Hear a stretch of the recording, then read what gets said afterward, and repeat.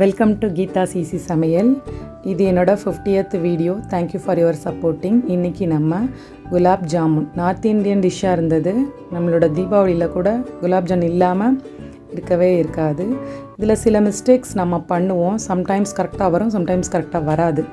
அதை எப்படி ரெக்டிஃபை பண்ணலாம், எப்படி ஒரு பர்ஃபெக்ட் குலாப் ஜாமுன் செய்யலான்றதை இந்த வீடியோவில் பார்க்கலாம். ஃபுல்லாக பாருங்கள். ஸ்கிப் பண்ணி பார்த்தீங்கன்னா உங்களுக்கு புரியாது. நான் சொன்ன மெத்தடை ஃபாலோ பண்ணிங்கன்னா இதே மாதிரி சாஃப்டாக சூப்பரான குலாப் ஜாமுன் உங்களுக்கு கிடைக்கும். மிஸ்டேக்ஸ் நாம் பண்ணுவோம். வீடியோலேயே நான் 1 by 1 சொல்கிறேன். நார்மலாக நம்ம பண்ணுறது தான். இந்த மிஸ்டேக்கை தவிர்த்துட்டோன்னா பர்ஃபெக்ட் ஜாமுன் கிடைக்கும்.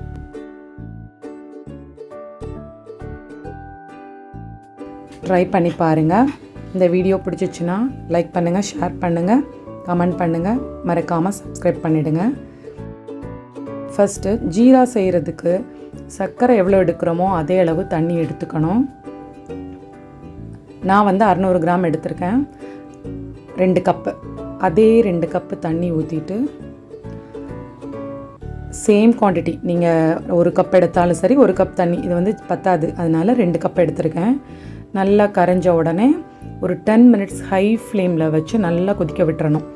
நீங்கள் குறைச்சி வச்சாலும் சரி இல்லை கூட்டி வச்சாலும் சரி, தொட்டு பார்த்தா லைட்டாக பிசு பிசுன்னு இருக்கணும். அதுதான் இது கூட கரெக்டான பதம். இல்லை நார்மலாக தண்ணியாக இருந்ததுன்னா ஜீரா ஜாமுனில் உள்ளே இறங்காது. நான் எம்டிஆர் குலாப் ஜாமுன், நார்மலாக இன்ஸ்டன்ட் குலாப் ஜாமுன் தான் எடுத்திருக்கேன்.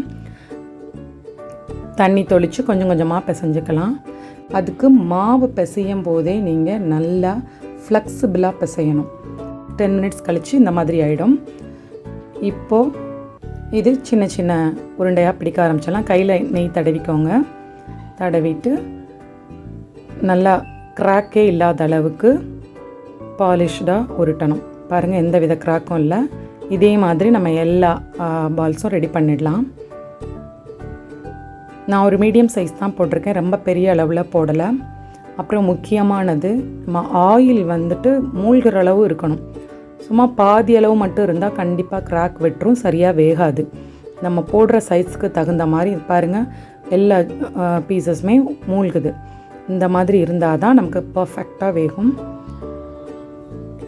இது அந்த பபிள்ஸ்லாம் அடங்கி கலர் சேஞ்ச் ஆனவுடனே நம்ம ஜஸ்ட்டு திருப்பி விட்டுடலாம் அடுத்த பக்கத்துக்கு.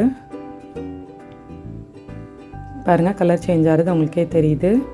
மாவு கெட்டியாக பிசைஞ்சிட்டோன்னா கண்டிப்பாக கிராக் விட்டுடும். அப்போது நம்ம பொரிச்சு எடுக்கும்போது அங்கங்கே கீரல் இருக்கும். ஜாமுன் ஊறினதுக்கப்புறமே உடஞ்சி போயிடும். ரெடி ஆகிடுச்சு. ஜீரா ஆறி இருக்கணும். ஆறின ஜீராவில் தான் பொரிச்ச சூடான இந்த பால்ஸை போட போகிறோம்.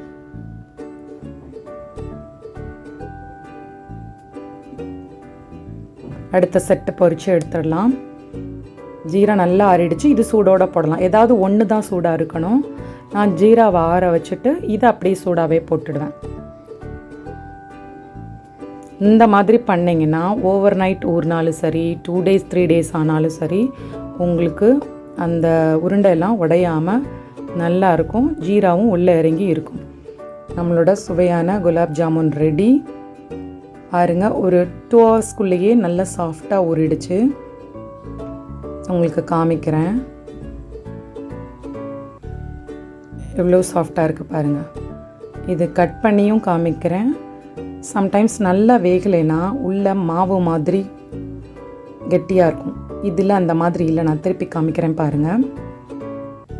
இதுவும் நல்லா வெந்திருக்கு. ஜீராவும் உள்ளே இறங்கியிருக்கு. நல்ல ஜூஸியான குலாப் ஜாமுன் ரெடி. தேங்க்யூ ஃபார் வாட்சிங். நம்ம சேனலை சப்ஸ்கிரைப் பண்ணிவிடுங்க. கூடவே பெல் ஐக்கானை கிளிக் பண்ணிவிடுங்க.